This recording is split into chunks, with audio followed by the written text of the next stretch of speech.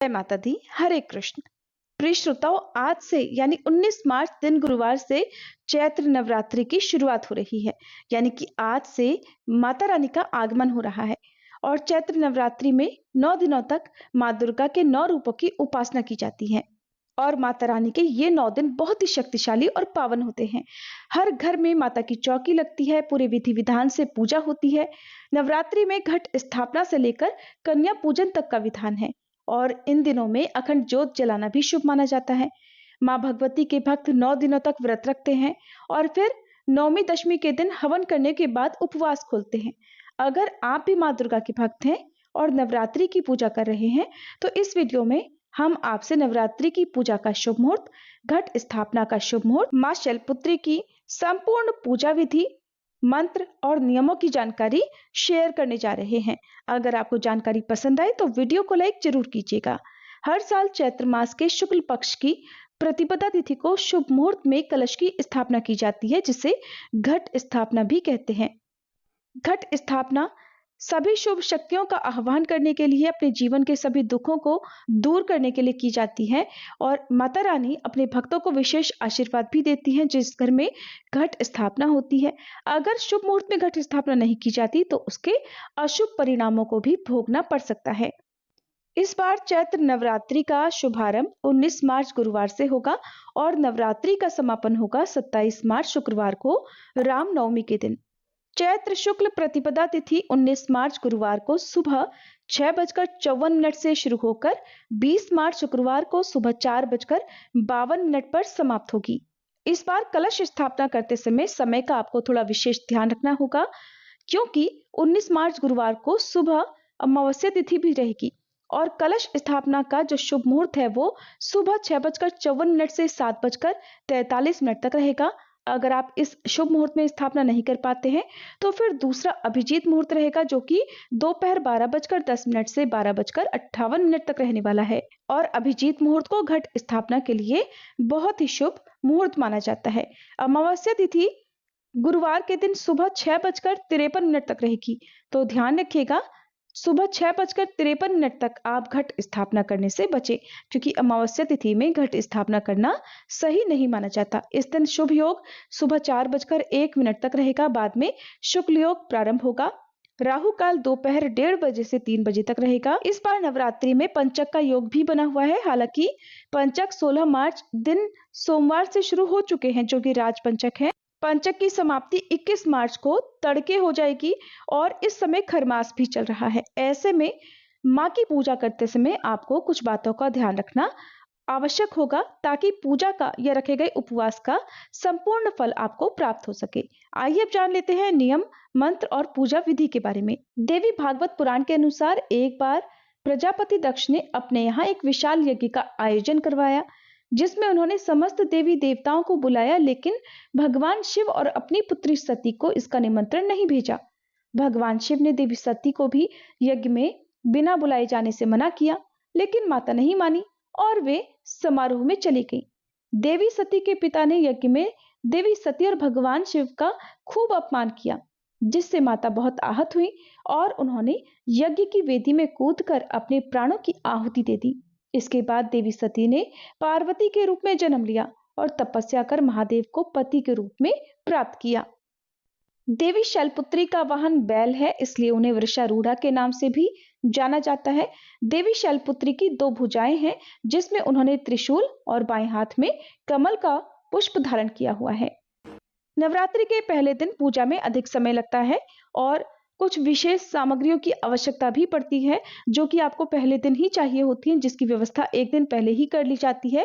और क्योंकि इस दिन घट स्थापना भी की जाती है, अगर आप घट स्थापना कर रहे हैं तो आपको जिस जगह पर चौकी लगानी है, उत्तर पूर्व का या पूर्व दिशा की ओर मुंह करके आपको पूजा करनी चाहिए। तो जो दिशा है उसका चुनाव आप जरूर कर लें। ईशान कोण को पूजा के लिए उत्तम माना जाता है।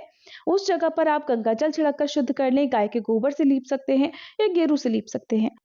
फिर उस पवित्र जगह पर हल्दी से बीचों बीच में स्वास्तिक बनाकर उसके ऊपर लकड़ी की चौकी लगाकर साफ पीला वस्त्र बिछाकर चौकी पर बाईं तरफ कलश की स्थापना करें। ज्वारे बोना चाहते हो तो ज्वारे बोए, कलश के अंदर एक सुपारी, हल्दी की गांठ, एक का सिक्का, लौंग का जोड़ा, दूर्वा, अक्षत, थोड़ा इत्र डालें, कमलगट्टा डाल सकते हैं। उसके ऊपर आम या अशोक के पल्लव लगाकर पानी वाला नारियल आपको एक पूर्ण पात्र रखकर उसके ऊपर लिटा कर रखना है। नारियल को खड़ा करके स्थापित करने से रोग और शत्रुओं में वृद्धि होती है, इसलिए नारियल रखते समय विशेष ध्यान रखें इस बात का। नारियल के ऊपर कोई साफ लाल वस्त्र या चुनरी लपेटें और उसके ऊपर कलावा बांधकर ही आपको कलश के ऊपर स्थापित करना चाहिए। इसके बाद चौकी के बीचों बीच में कुछ जगह छोड़कर एक दीपक जलाकर रखें। और अगर आप अखंड ज्योत जलाना चाहते हैं तो मंदिर में माता की प्रतिमा गणेश भगवान जी की स्थापना करने के बाद आप अखंड ज्योत जला सकते हैं। अखंड ज्योत को एक बार स्थापित करने के बाद, एक बार अखंड ज्योत जलाने के बाद उस दिए को वहां से हिलाना नहीं होता है। उसी प्रकार से कलश को भी पूरे 9 दिन तक ऐसे ही विराजित करना होता है, बीच बीच में हिलाया नहीं जाता। हालांकि बीच बीच में अगर आपने ज्वारे बोए हैं तो उसमें जल जरूर छिड़का जाता है ताकि हरे भरे ज्वारे या जयंती उग कर आए। बिना गणेश भगवान की पूजा के पूजा अधूरी होती है। तो सबसे पहले गौरी गणेश की स्थापना करें, फिर माँ दुर्गा की प्रतिमा या तस्वीर की स्थापना करें। क्योंकि प्रथम दिन माँ शैलपुत्री को समर्पित होता है, तो माँ शैलपुत्री की पूजा करें। पहले गणेश भगवान जी को स्नान कराकर तिलक लगाकर उन्हें पुष्प आदि अर्पित करें। फिर माँ शैलपुत्री को स्नान का भाव कराएं, या आप पंचोपचार पूजा कर सकते हैं। अधिक समय है तो षोडशोपचार पूजा भी आप माँ शैलपुत्री की कर सकते हैं। तो माँ शैलपुत्री को स्नान कराने के बाद आप उन्हें तिलक लगाएं, रोली, कुमकुम, हल्दी, अक्षत अर्पित करें, तिलक लगाएं, माँ को लाल पुष्प अर्पित करें। इसके अलावा माँ को सफेद पुष्प भी अर्पित हैं। प्रत्येक दिन की पूजा में लाल, पीला या सफेद रंग पूजा में आप प्रयोग कर सकते हैं और इन्हीं रंगों के पुष्प भी माँ को अर्पित कर सकते हैं। माँ शैलपुत्री वृषभ यानी बैल की सवारी करती हैं, इसलिए इन्हें वृषभ रूढ़ा भी कहते हैं। और इसलिए माँ शैलपुत्री के साथ साथ वृषभ यानी नंदी बैल का पूजन भी करें। माँ की प्रतिमा में जो भी नंदी बैल हैं उनका तिलक करें और उन्हें प्रणाम करें। शैलपुत्री माता को श्रृंगार की सामग्री अर्पित करें, जैसे चूड़ी, बिंदी, मेहंदी, काजल, चुनरी आदि वस्त्र रूपी कलावा अर्पित करें। ताजे पुष्प उन्हें अर्पित करने के बाद अब हाथ जोड़कर माँ शैलपुत्री का आह्वान करें, ध्यान करें, धूप दीप जलाकर रखें। अगर आप पूरे 9 दिन के उपवास रख रहे हैं या केवल पहला और अष्टमी या नवमी का ही यानी बीच में के व्रत छोड़कर उपवास रखना चाहते हैं, या केवल पूजा ही कर रहे हैं, व्रत रखने में समर्थ नहीं है, तो उस तरह का संकल्प भी आप ले सकते हैं।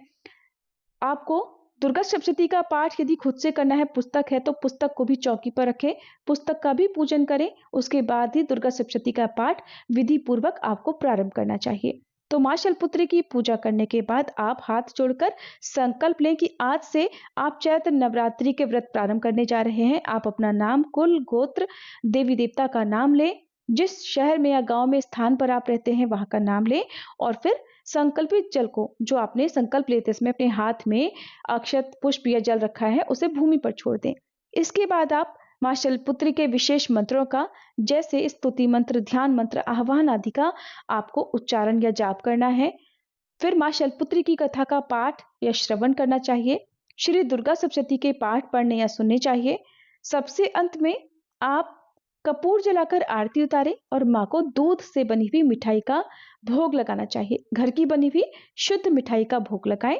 दूध की बनी मिठाई नहीं है तो दूध में शक्कर या मिश्री डालकर उसका भोग लगा सकते हैं। मलाई का या पेड़े का भोग भी माँ को अति प्रिय है। भोग लगाने के बाद माँ को पान, सुपारी, इलायची अवश्य अर्पित करें। प्रत्येक दिन की पूजा में भी आप पान, सुपारी, इलायची माँ को अर्पित कर सकते हैं। कपूर जलाकर जब आरती उतारें तो उसमें एक लौंग का जोड़ा जरूर डालें और फिर उस आरती को, माँ की आरती उतारने के बाद पूरे घर में आरती को घुमाना चाहिए। ऐसा करने से घर की नकारात्मकता दूर होती है। प्रत्येक दिन अग्यारी भी करनी चाहिए। अग्यारी यानी छोटा हवन, जिसे आप खुद से कर सकते हैं, जिसमें आपको गाय के गोबर का उपला लेकर उसे तोड़ना है, छोटा हिस्सा तोड़ ले, उसे अच्छे से जला ले ताकि धुआं शांत हो जाए। फिर किसी हवन कुंड में या मिट्टी के बड़े दीपक में रखकर उसमें कपूर रखकर जलाएं। हवन सामग्री अर्पित करें। ओम दुंग दुर्गाय नमः स्वाहा इस मंत्र का जाप करते हुए 5 या 7 बार आप हवन सामग्री डालें। लौंग का एक जोड़ा अग्नि में प्रज्वलित करें। अगर आपके पास गूगल है तो गूगल भी आप अग्यारी में अर्पित कर सकते हैं। आपने माता रानी को जो भी भोग लगाया है, जैसे कि बताशे, शक्कर, मिश्री या किसी मिठाई का, उसका एक छोटा सा हिस्सा भी आपको अग्नि में यानी अग्यारी में अर्पित करना चाहिए। इस प्रकार से अग्यारी करने के बाद थोड़ा सा जल लेकर अपने हाथ में, दाहिने हाथ में अग्यारी के चारों ओर भूमि पर छींटा दे देना चाहिए, जल का छिड़काव कर देना चाहिए। फिर हाथ जोड़कर मां शैलपुत्री से सच्चे मन से प्रार्थना करनी चाहिए कि वे आपके द्वारा की गई पूजा को या किए गए पाठ कथा श्रवण को, किए गए मंत्रों के जाप को स्वीकार करें, आपके व्रतों को स्वीकार करें। पूजा पाठ में कोई गलती हो जाए तो उसके लिए माता रानी आपको क्षमा कर दे। ऐसी आप क्षमा प्रार्थना प्रत्येक दिन सुबह और शाम की पूजा करने के बाद जरूर करें। और इसके बाद व्रत रखना चाहते हो तो व्रत रखें। फिर शाम के समय एक बार फिर से विधि विधान से मां शैलपुत्री की पूजा करें, धूप दीप जलाकर आरती उतारें, मां को भोग लगाएं। सात्विक चीजों का भोग ही इन दिनों में मां को लगाना चाहिए। हालांकि मान्यता तो ये भी है कि उपवास तो हम भक्त रखते हैं, इसलिए मां शैलपुत्री को 9 दिनों के बीच में अनाज का भोग यानी हलवा, खीर, पूड़ी का भोग भी लगाया जा सकता है। हालांकि सबकी अपनी अपनी श्रद्धा,